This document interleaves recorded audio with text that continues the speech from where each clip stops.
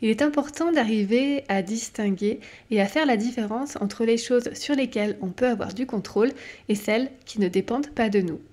Certaines personnes ont besoin de vérifier énormément de choses dans leur quotidien afin de pouvoir tout maîtriser. En langage psy, on les appelle les control freaks. C'est-à-dire que ce sont des personnes qui sont prises dans une obsession compulsive du contrôle. Si le moindre imprévu pointe le bout de son nez, c'est la panique.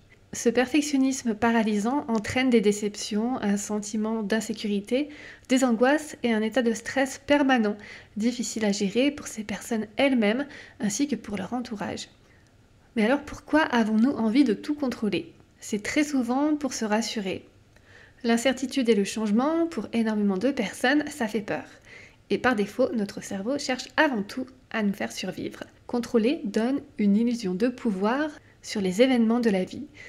On pense que tant que je contrôle, rien ne peut m'arriver. Chercher à tout contrôler est pourtant un ennemi de l'épanouissement.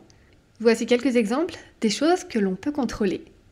Nos émotions, notre hygiène de vie, l'importance que l'on donne aux choses, le fait de prendre soin de soi, choisir là où l'on porte notre attention, ce que l'on mange, les limites que l'on se fixe, nos fréquentations, comment on utilise notre temps, comment nous dépensons notre argent, nos pensées, le fait de faire des activités qui nous font du bien, le fait d'apprendre de nos erreurs, nos croyances, les comptes que l'on suit sur les réseaux sociaux, le temps passé sur Internet, le temps passé sur les réseaux sociaux ou encore nos décisions.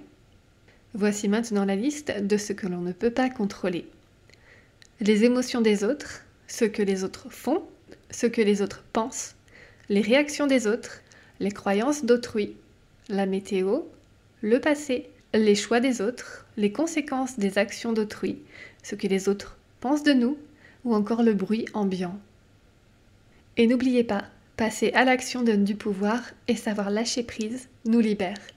J'espère que cette vidéo vous a plu.